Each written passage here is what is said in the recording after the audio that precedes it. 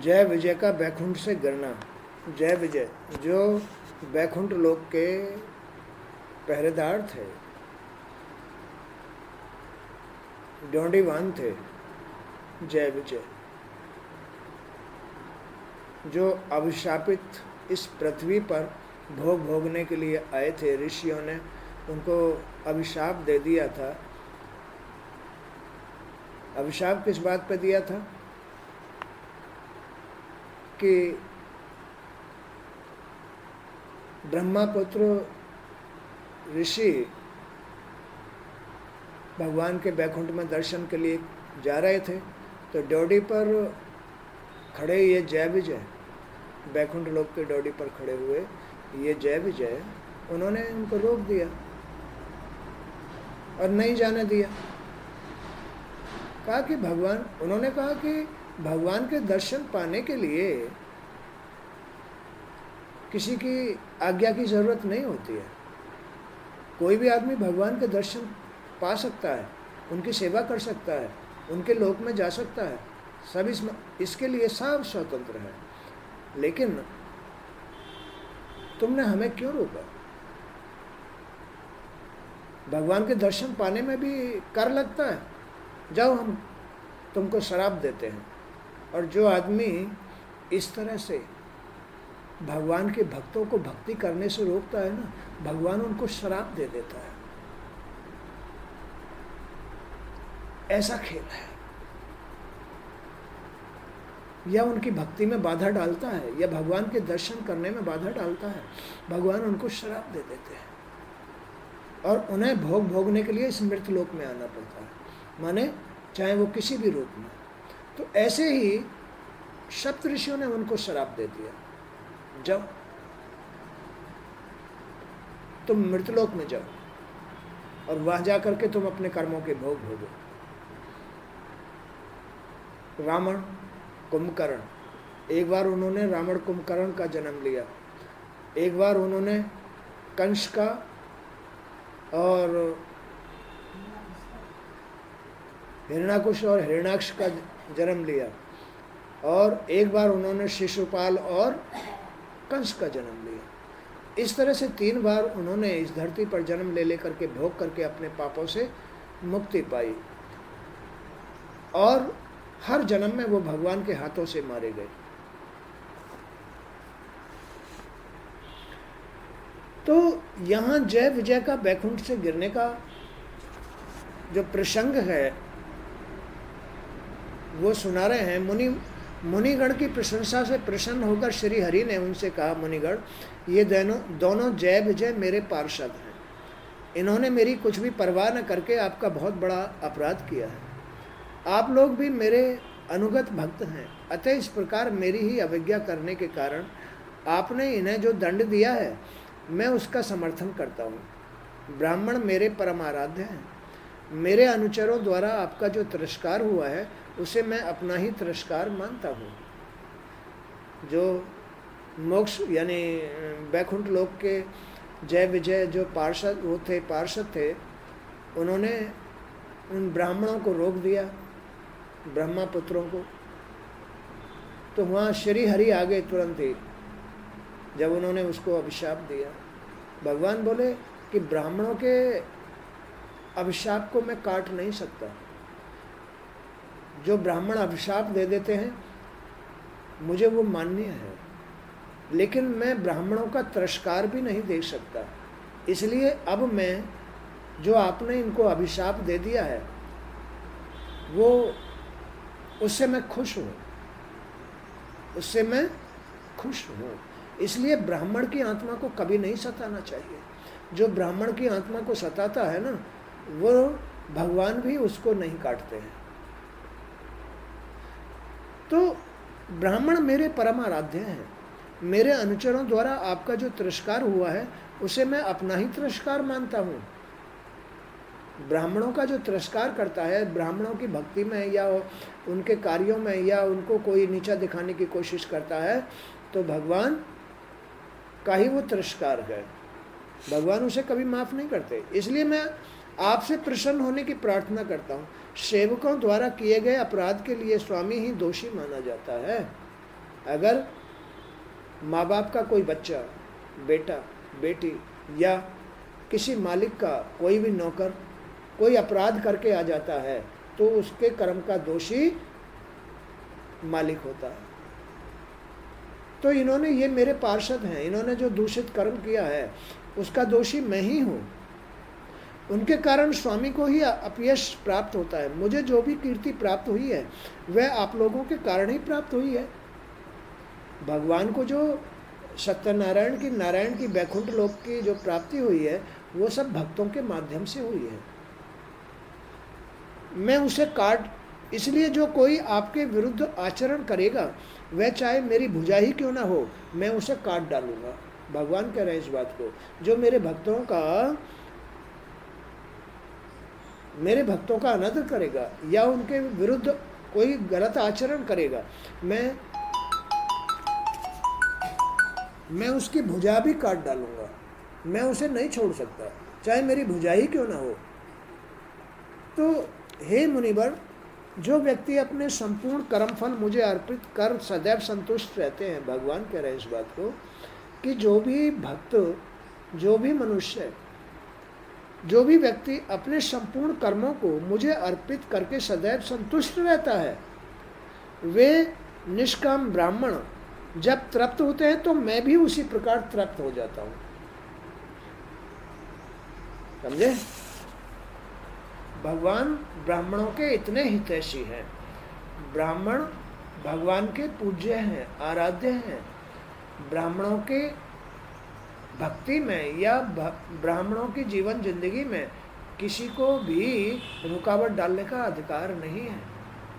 इसलिए अगर कोई ब्राह्मणों का अनादर करता है तो भगवान उसको नहीं बख्शते, चाहे उनकी भुजाई क्यों ना हो। और ब्राह्मण अगर किसी को अभिशाप दे देते हैं तो भगवान उसको कभी नहीं काटते हैं। वो कह रहे हैं कि जो व्यक्ति अपने संपूर्ण कर्मफल मुझे अर्पित करके सदैव संतुष्ट रहते हैं वे निष्काम ब्राह्मण हैं। जब तृप्त होते हैं तो मैं भी उसी प्रकार तृप्त हो जाता हूँ। जैसे कोई यज्ञ की अग्नि में घी की आहुति देकर संतुष्ट होता है, योग माया का अखंड और असीम ऐश्वर्य मेरे ही अधीन है।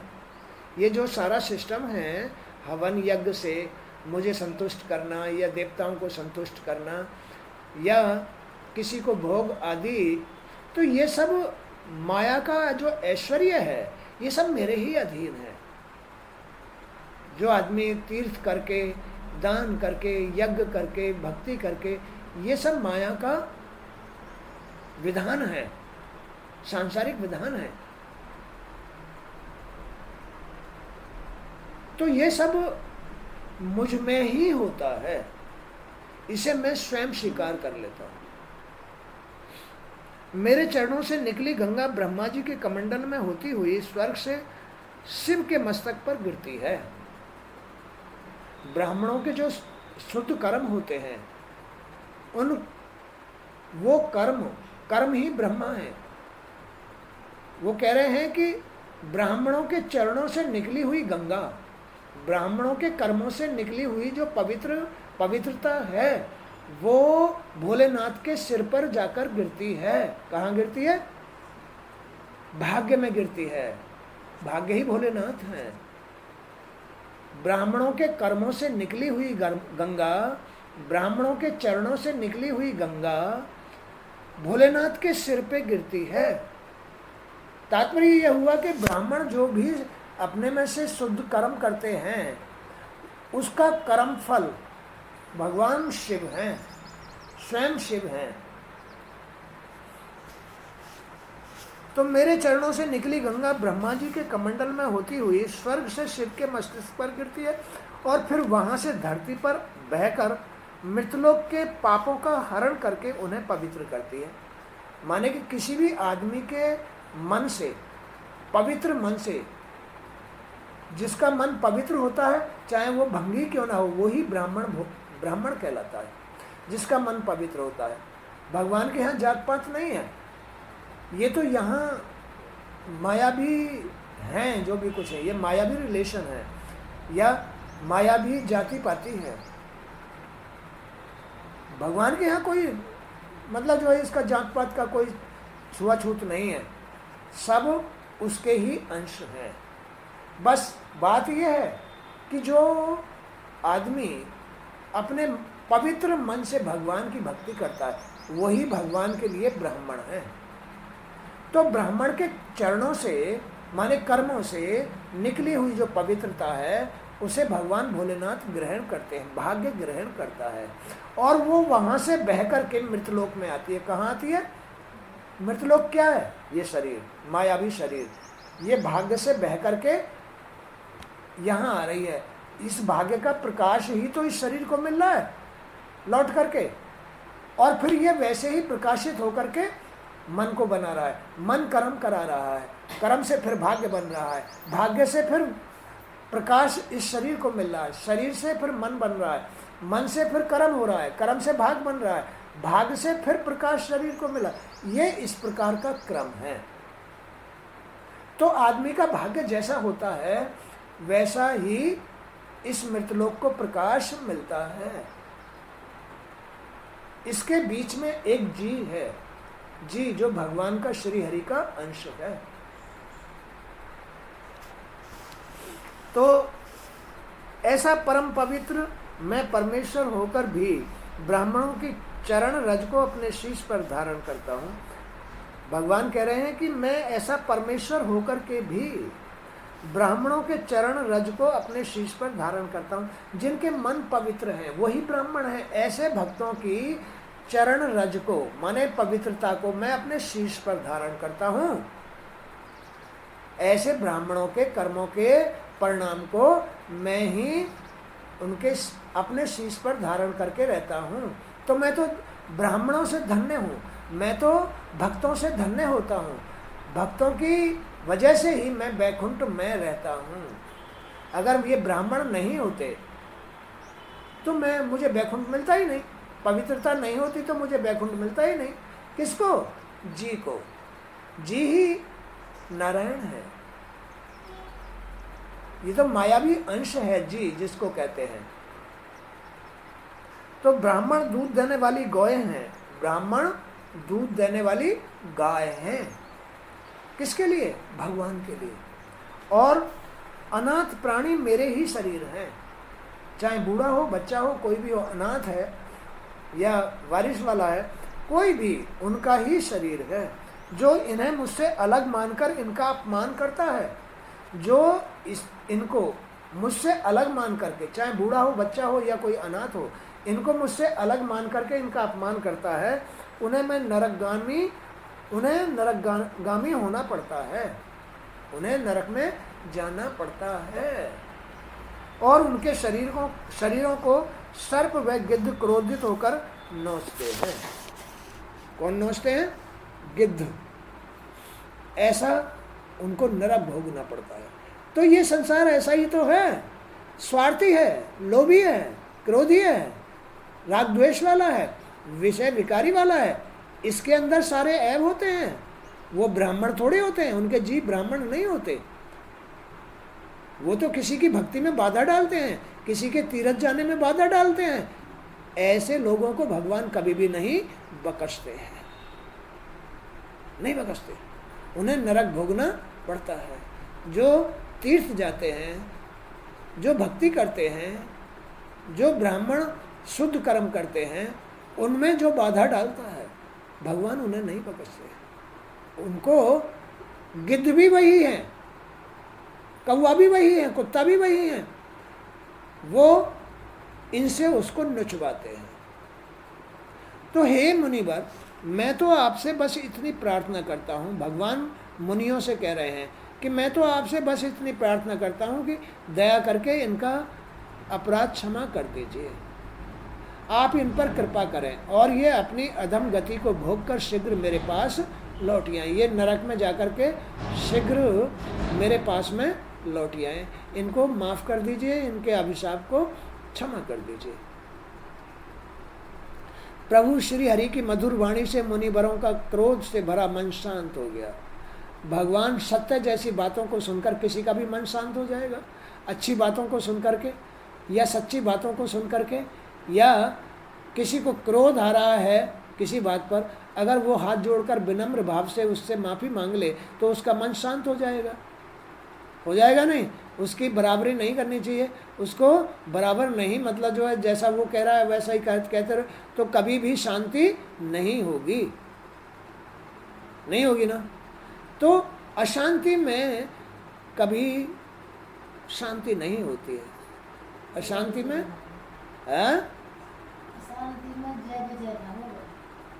हाँ, तो अशांति में कभी भी शांति नहीं होती, और शांति के बगैर जय विजय नहीं होते। तो प्रभु श्री हरि की मधुर वाणी से मुनिवरों का क्रोध से भरा मन शांत हुआ। वे हरि से बोले, हे प्रभु, हम आपके आशय को ठीक प्रकार से समझ नहीं पा रहे हैं।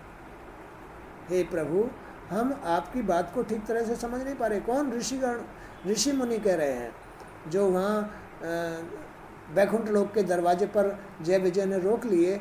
वो ऋषि कह रहे हैं कि भगवान, आप, हमारा मन तो शांत हो गया आपकी वाणी से, लेकिन आपके कहने का आशय क्या है, आप हमें स्पष्ट कहिए।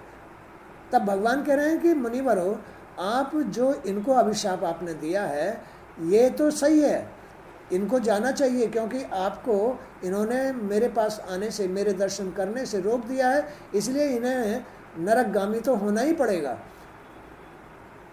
लेकिन मैं ये कहना चाहता हूँ कि ये सदा वहाँ ना रहें। ये बैकुंठवासी हैं, ये मेरे पार्षद हैं, इनको माफ़ कर दीजिए और ये जल्दी ही अपना भोग करके फिर यहाँ आ जाए। मैं ये चाहता हूँ। तो हम आपके आशय को ठीक प्रकार से समझ नहीं पा रहे हैं कि आप हमसे क्या चाहते हैं। आप ब्राह्मणों के परम हितकारी हैं, परंतु ब्राह्मण, देवगण और स्वयं ब्रह्मा जी आपकी आत्मा हैं। हम तो आपकी आत्मा हैं, क्या कहना चाहते हो प्रभु, हम वैसे ही करेंगे, और आप ही उनके आराध्य हैं। ये सनातन धर्म आपसे ही उत्पन्न हुआ है। प्रभु, आप स्पष्ट कहिए, हमसे क्या कहना चाहते हैं। यह सनातन धर्म आपसे ही उत्पन्न हुआ है। आप ही विभिन्न अवतारों के द्वारा इस धर्म की रक्षा करते हैं। आप ही परम निर्विकार धर्म के मर्म हैं। आपकी कृपा से ही योगी जन सहज रूप से इस भवसागर से पार उतर जाते हैं। बगैर भगवान की कृपा के तो कुछ होता ही नहीं है। ना जन्म होता, ना भवसागर से पार होता, ना बैकुंठ जाता, ना भागवत सुनने को मिलती, ना भक्ति होती, ना ब्राह्मण बनता, ना भक्त बनता। बगैर भगवान की कृपा के ये सब कुछ नहीं होता है, हैं? अब ये दो प्रकार की जिंदगी हो गई आदमी की। एक तो सांसारिक जिंदगी जिसमें भगवान की कृपा नहीं है, एक भक्ति की, ब्राह्मण जोनी की। तो जो आदमी ब्राह्मण हो, जाति से ब्राह्मण हो, भागवत भक्त पुरुष हो, अरे उसके तो हृदय पर सदा भगवान का वास होता है। उसके प्रति कभी भी अनिष्ट नहीं करना चाहिए। न जाने उसकी वाणी से क्या निकल जाए, न जाने उसकी वाणी से क्या निकल जाए। वो तो सेवा का अधिकारी है। अगर कुछ पाना है उसकी आत्मा से तो उसकी सेवा कर लो, उससे मधुर बोल लो। अगर उससे कड़वे बोलोगे, अगर उसका अनिष्ट करोगे तो उसकी आत्मा से कोई भी, किसी को भी बददुआ निकल जाएगी।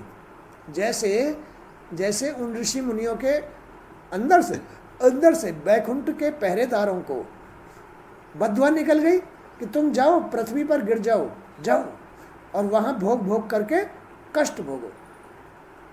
ऐसे ही भगवान के भक्त, ब्राह्मण, भागवत पुरुष, सत्पुरुष की आत्मा को कभी भी भेदन नहीं करना चाहिए, कभी नहीं दुखाना चाहिए। नहीं तो उसकी आत्मा से पता नहीं क्या निकल जाएगा और वो सत्य होगा। फिर वो सत्य होगा, उसे कोई नहीं काट सकता। भगवान ने भी नहीं काटा। देखो, भगवान भी उसको नहीं काटते हैं, क्योंकि ब्राह्मण और उसके भक्त भगवान के पार्षद रूप होते हैं, यानी उनके आराध्य होते हैं, उनके पूजनीय होते हैं। भगवान के भी पूजनीय होते हैं भक्त।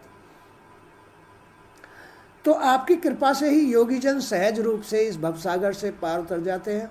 फिर भला हम आप पर क्या फिर भला हम आप पर क्या कृपा कर सकते हैं? आप तो अपने भक्तों से विशेष प्रेम करते हैं, यहाँ तक कि लक्ष्मी जी के प्रति भी आपका कोई विशेष आकर्षण नहीं है। भगवान, आप तो निष्काम भाव हैं, सत्य हैं, निराकार हैं, हम आपकी क्या सेवा कर सकते हैं? आप तो सबके आराध्य हैं, और ये तो आपका सत्य रूप है, निष्काम भाव रूप है, निर्विकार रूप है। लक्ष्मी जी से भी आप प्रेम नहीं करते, तो बताइए आप हमसे इस तरह की प्रार्थना क्यों कर रहे हैं? आप हमें बताइए, आदेश कीजिए कि हम क्या करें। अब भगवान तो यही कहना चाहते हैं कि आप इनको माफ़ करके इनको ऐसा उपाय बता दीजिए जिससे कि ये अपने भोग भोग करके फिर वापस यहीं आ जाए। आप स्वयं ही समस्त स्तुतियों के आश्रय हैं, फिर ब्राह्मणों की चरण धूलि आपको कैसे पवित्र कर सकती है? ब्राह्मणों की चरण धूलि आपको कैसे? भगवान ब्राह्मणों को, ब्राह्मण माने भक्त, भक्त ही ब्राह्मण बनते हैं। ब्राह्मण की योनि में जो जाते हैं पूर्व जन्म में वो ब्राह्मण होते हैं, तो पूर्व जन्म में भक्त होते हैं, तब जाकर के आगे भविष्य में वो ब्राह्मण की योनि में जन्म लेते हैं। तो ब्राह्मण उनके लिए पूजनीय होते हैं, भगवान के लिए। भगवान ने ही तो उन्हें ब्राह्मण योनि में जन्म दिया है। किस वजह से दिया है?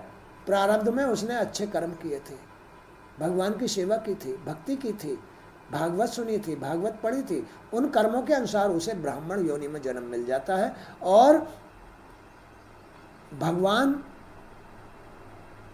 उनको अपना आराध्य मान लेते हैं, भक्तों को। तो इसलिए कभी भी ब्राह्मण का अहित नहीं करना चाहिए। आप साक्षात धर्म हैं, आप सत्य स्वरूप में सभी युगों में विद्वान रहते हैं। आप ब्राह्मणों और देवताओं के लिए तप हैं, शौच और दया से इस चराचर जगत की रक्षा करते हैं, माने कि अच्छी बातों से, अच्छी बातों से इस जगत की रक्षा करते हैं, जीवों की रक्षा करते हैं, अच्छी बातें सुनने से, भागवत सुनाने से। ये आप ही तो सुना रहे हैं, भागवत आप ही तो हैं, आपके ही माध्यम से जीवों का, इस संसार का कल्याण होता है। अब आप ही अपनी शुद्ध सत्यमयी और वरदानी मूर्ति से हमारे भीतर पनपने वाले धर्म विरोधी रजोगुणी तथा तमोगुणी को दूर कीजिए। हे देव, यह ब्राह्मण कुल आपके द्वारा ही रक्षित है। ये ब्राह्मण कुल, भक्तों का जो कुल होता है वो भगवान के द्वारा ही रक्षा होती है उस कुल की। नहीं तो राक्षस कभी के मतलब जो उस घर को उखाड़ के फेंक दे, बुरे लोग कभी भी उस घर को उखाड़ के फेंक देंगे। इसलिए जो ब्राह्मण रूपी भक्त होते हैं, भक्त रूपी ब्राह्मण होते हैं, भक्तों के घरों की, कुलों की जो रक्षा होती है वो भगवान के द्वारा ही होती है। आप त्रिलोकीनाथ और इस जगत के पालनहार हैं, इसलिए आप ब्राह्मणों के प्रति इतने नम्र रहते हैं। आप ही तो त्रिलोकीनाथ हैं, आप सब कुछ जानते हैं, आप सब कुछ जानते हैं प्रभु। आप त्रिलोकीनाथ, तीनों लोकों के स्वामी हैं, स्वर्ग, मृतलोक, पाताल लोक, तीनों लोकों के स्वामी, 14 भवन के स्वामी हो, हर लोक के स्वामी हो, हर जीव के स्वामी हो। आप त्रिलोकीनाथ और इस जगत के पालनहार हैं, इसलिए आप ब्राह्मणों के प्रति इतने नम्र, ब्राह्मणों के प्रति इतने नम्र रहते हैं। दुष्ट कभी भी भगवान को याद नहीं करते, उनका आदर नहीं करते।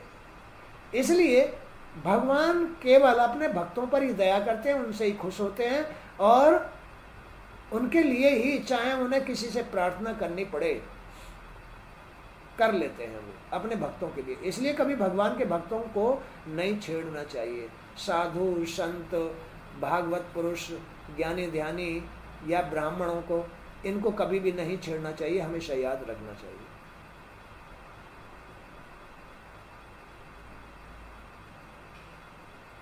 तो हे सर्वेश्वर, इन द्वारपालों को आप जैसा उचित समझें वैसा दंड दें अथवा इन्हें पुरस्कार दें।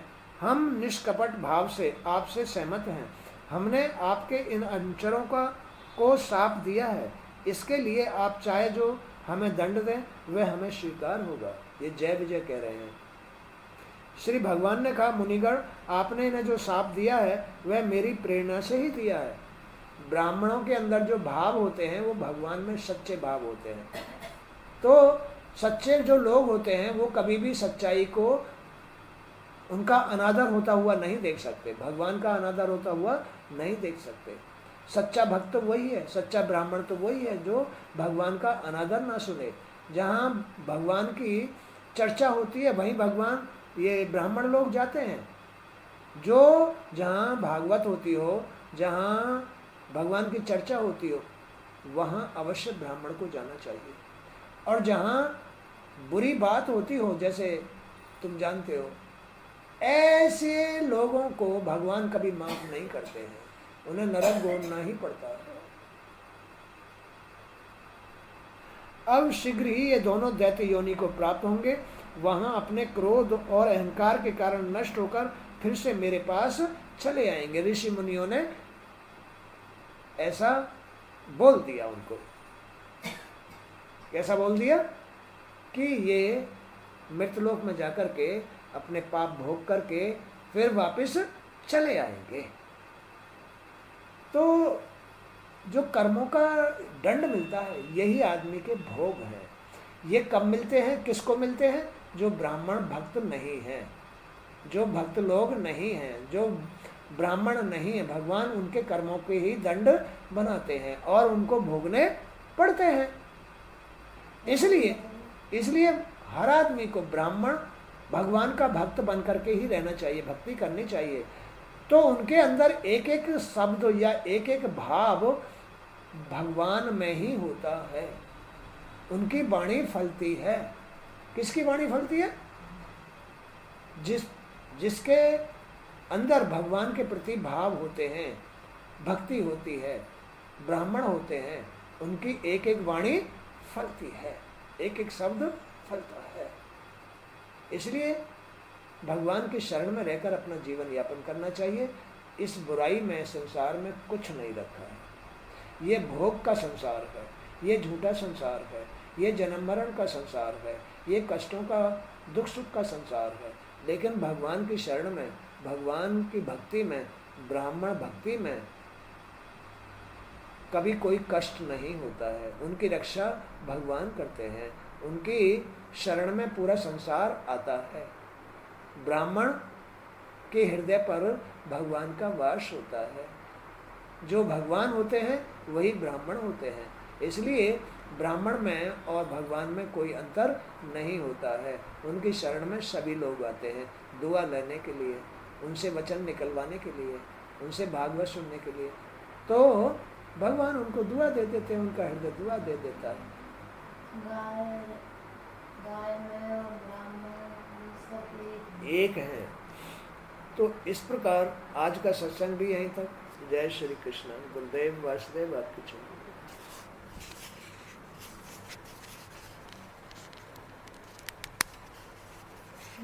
चेक कर